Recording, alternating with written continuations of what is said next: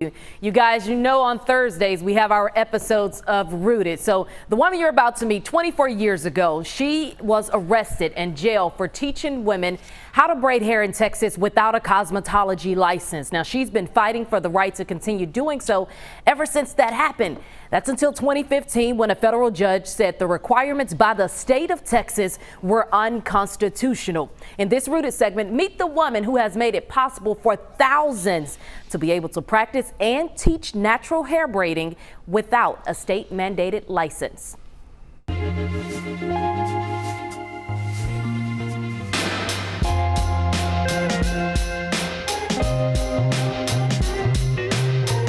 So I have the Miss Isis Brantley here with me today. I want you to tell everybody who you are, where you're really from, and tell us all about who Isis is and what folks need to know about you.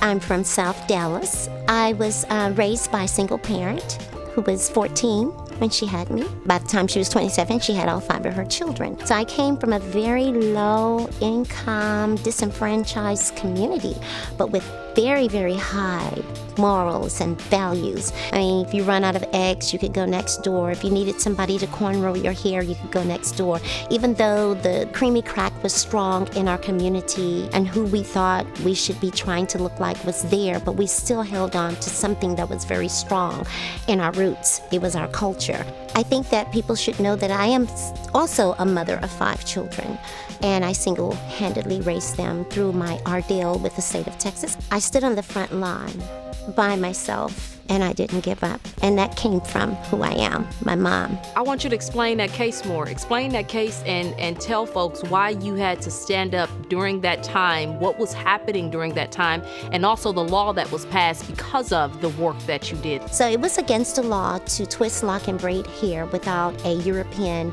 permission slip, cosmetology license. And I was arrested in '97 after I had been braiding in my home for years. 10 years, as a matter of fact. I finally opened up a storefront, and when I opened up that first year, the state of Texas came in and said, you can't do this. This is against our laws. So they came in, 7 cops, unannounced, and they carted me off like a common criminal in front of my clients and in front of my community.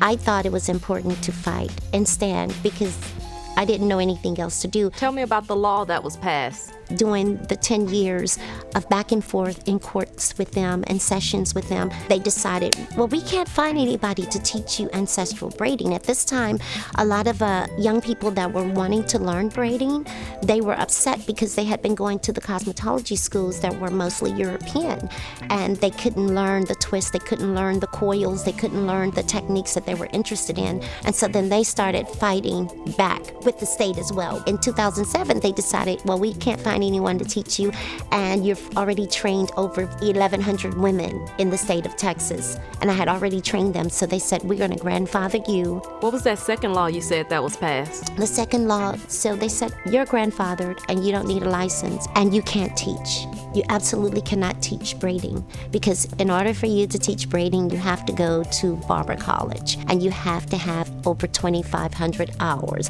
and you have to have this, and you have to have that. It's always that.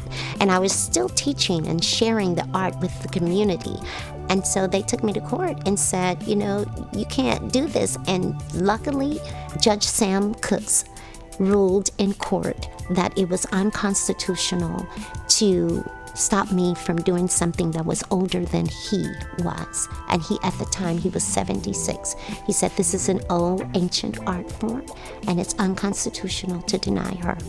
So that was the second part of the 20-year battle. It made me understand that I had something for my people. I had something that I could share. I had a formula that worked. Healing through the hair was my mission, and I was determined to do it one follicle at a time.